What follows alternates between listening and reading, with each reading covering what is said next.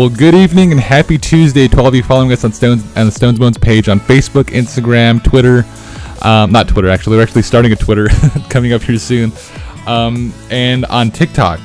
This has been an extremely interesting podcast to work on, and I'm happy that you guys are following along. And for all of you guys watching at home, also on YouTube, and anybody visiting the website and seeing our video, I am extremely happy you guys are here to watch the video and listen to the podcast. That being said, my name is Seed Nick, and you are listening officially to the Stones Bones podcast. We are available on Anchor. We are available on Apple Podcasts, Spotify, Breaker, Castbox, Radio Public, and we are being approved for even more podcast platforms. So wherever you guys are listening to, whatever device you have, whether that's an Android, whether that's an iPhone, you guys will be able to find the podcast. Also, if you guys are listening on Alexa, if you guys are big fans of listening to podcasts on Alexa, you guys will actually be able to find us also on Alexa. So you just search Stones and Bones, and we will pop up on your podcasting platforms. And if you guys are listening at home on the podcasting platforms, please go visit us on Facebook at Stones and Bones Billings and Stones and Bones Billings on YouTube. And you guys will be able to find the video version of this podcast, and you guys will be able to see exactly what I'm talking about in real time as the podcast is going. I got my cat behind me. His name's Haku. Pretty cool kitty. We are talking about perhaps my favorite stone. And like I mentioned, I get teased a lot for this stone because I share this stone so much on the Stones and Bones page. And this was probably my first stone that I actually purchased inside of the shop. And this one is just one of those ones that I gravitated towards. I believe actually most of these come from the Congo. But they actually have in the Stones and Bones shop in Billings, Montana. There's actually a big a case that they have filled with malachite, and they have everything from malachite animals to like the rougher points and things of that nature. The bigger chunks of malachite. And this stone is extremely interesting. I mean, the way it grows, the way it reacts to certain elements, and things of that nature. That being said, the reason it gets its color is because it's a copper carbonate hydroxide mineral, and that is it's also a cousin to, I believe, azurite is the word that I am looking for. And they grow together. And when you find malachite, a lot of times you will find azurite, and malachite is more common than azurite in findings and when it's being mined.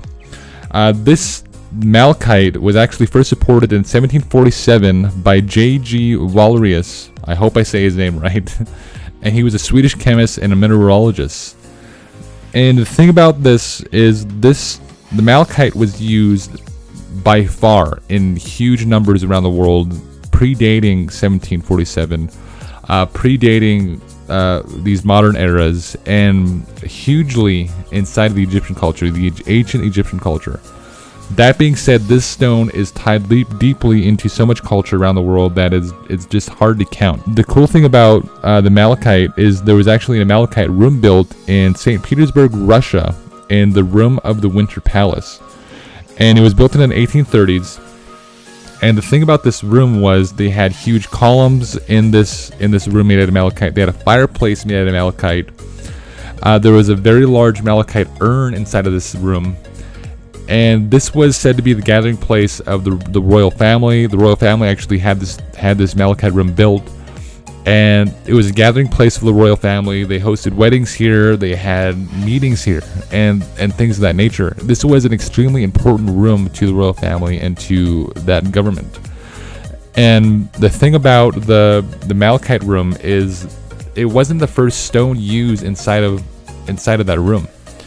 There's actually a fire that took place predating the malachite room. And before the malachite room, there was actually a room there called the jasper room.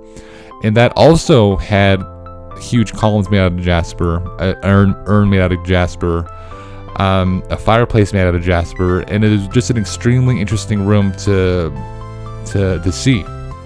There are actually pictures on Google. If you guys Google this room, that is Malachite Room of the Winter Palace in St. Petersburg, Russia. And this room is extremely beautiful. I mean, it's just something to see. And I'll post a picture of that in the video. Hopefully I've already shown it to you guys. Malachite comes from the Greek word malach, meaning mallow. The stone just represented the same color as the mallow leaves in the Greek culture. And that is where we get the word malachite for malachite. And that is how malachite was named. and deemed because of the color of the stone. The Egyptians, I mean, we're sticking to a theme at the Stones and Bones podcast, and I mean the Egyptians, the Greeks, the Romans, the Assyrians we've talked about so far, the Chinese culture we've talked about so far, and it's just that these people have realized that these stones create a crucial element to their culture, and they've tied their mythologies to it and things of that nature.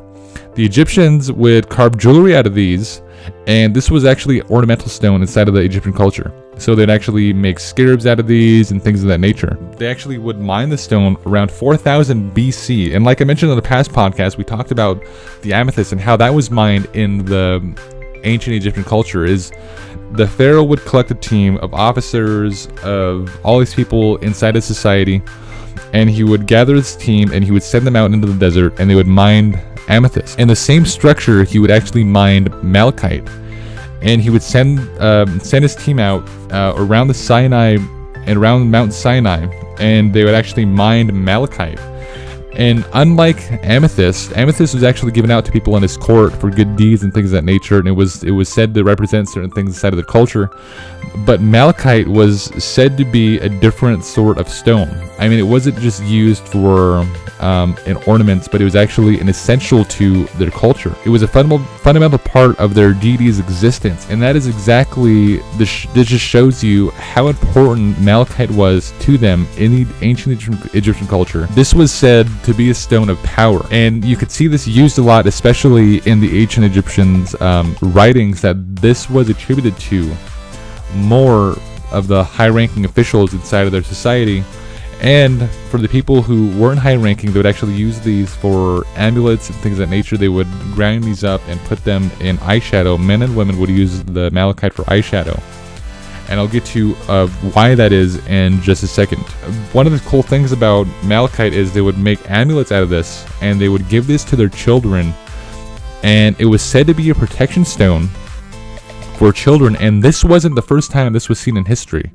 There's actually, in the 17th century, this was also seen in history. I'll talk about in coming up here in a few minutes. You can actually, some of the places that this is found around the world are really cool. The ancient Egyptians you can actually find this stone in Egypt and Israel around 4000 BC, in Russia in the 1800s, but more you can find these in modern times in the Congo, Australia, France, and Arizona. This is where you get most of the malachite on the Labrador market today. And the colors that this is found in, there was actually a discovery made of a jasper that was red that attributed some of the elements that malachite had, that had the swirliness to it, had the black undertones and the black lines, and they actually deemed that red jasper, a red malachite, but actually it was a form of jasper. And you guys can actually Google that one as well. But malachite comes in a lot of colors. I mean, a lot of shades of the same green. Everywhere from pastel green all the way down to a very, very dark green that is almost black. And I believe that is also what you see inside of some of the stone structures of the malachite, and how it's actually formed is you'll see, and a lot of times that malachite, you'll be able to see that really dark color of the dark green that is almost black, malachite. Now malachite is extremely interesting, and if you guys see malachite in its form, you guys will see that there are these almost like these bubble-like pockets inside of the structure, and how these are formed, and just how they look. I'll be able to show you guys a picture here coming up in a second.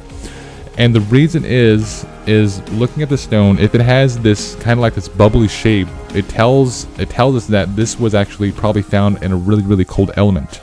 And the thing about malachite is it is one of the small number of green minerals to produce effervescence in contact with cold, which means it bubbles and it boils when it's in contact with very cold weather or cold elements, and it creates that really cool bubble-like quality inside of the appearance of the malachite. I mean, especially being its bright green color, it was extremely sought after for its pigment. And you can actually find this today if you guys Google malachite pigment on Google, and you guys search this, you can actually be able to find this pigment and be able to paint with it. A lot of the famous paintings back then were actually made from malachite. When you would see a deep green It was actually made out of malachite. They would grind these up and they put these inside their paint and things of that nature. The ancient Egyptians used these in their hieroglyphs, and they would paint with this in their structures, in their tombs. Egyptians refer to the malachite in the Egyptian Book of the Dead, and it's just an extremely interesting stone.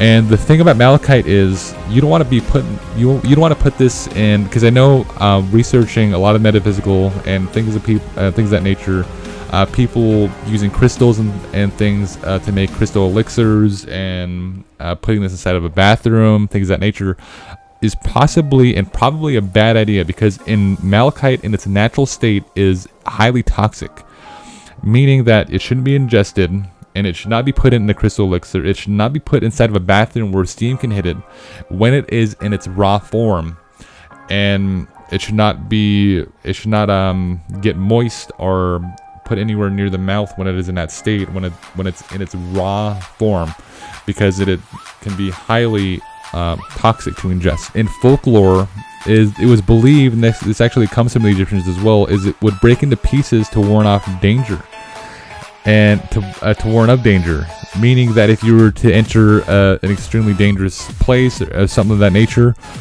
they believe that the malachite would break into pieces to warn you of that danger. And the reason that the ancient Egyptians wore this on their eye for eyeshadow, the men and the women would wear this for eyeshadow, is it was said to increase their vision and to provide deeper insight, meaning that a lot of people on the court, a lot of people in the high-ranking societies would actually use this. And this is why you see in a lot of movies, when they portray ancient Egyptians, is they'll have like a dark green eyeshadow, or especially with high-ranking officials, is they'll use a dark green or a dark black eyeshadow. Is they believe malachite was said to give them clarity and give them insight into their thoughts and things of that nature. Malachite is mostly found around limestone, which is the source of malachite's carbonate and gives it that color. And the cool and the weird thing about malachite is, in the 17th century, it was common for children to wear malachite to sleep and was said to battle nightmares. And like I mentioned, in the Egyptian culture, is they would actually give this to their children as well. And this could be where the practice came from, is in the 17th century, they would give this to children to help them sleep. It was almost like a sleep aid to them, and it was common in practice and in medicine to give these to your children to help them sleep, to battle certain things like diseases and things of that nature. It's just one of those stones that was believed to lend some sort of healing property, whether that's in night terrors. It was said to battle certain things in the body. And the weird thing about also in the 17th century is they would actually wear this to warn off lightning. So it was not uncommon to see people wearing this during a thunderstorm. And I believe actually most of these are on the website. So if you guys actually go to stones-bones.com, there will be a malachite section and malachite animals section where you guys will be able to find these malachites. And I believe that in the healing stone section, there is some of these rougher these little chunks, these tumbled stones. You guys will be able to find on the on the website. That being said, my name is Sid Alinik, and you are listening to the Stones Bones podcast. I will see you guys next Tuesday, and hopefully I'll be getting out another podcast for you guys. I want to go back and do another podcast on crystals, because there are certain ways that crystals are grown and structured that lend different meanings. Like the windows on the crystals mean different things, and just on what side they're placed on and things of that nature. I hope to do a podcast about that one very, very soon. I believe our next podcast, next Tuesday, will be about pyrite and how that was used in history and things of that nature. That being said, my name is Sid Alinik, and you are listening to the Stones Bones podcast.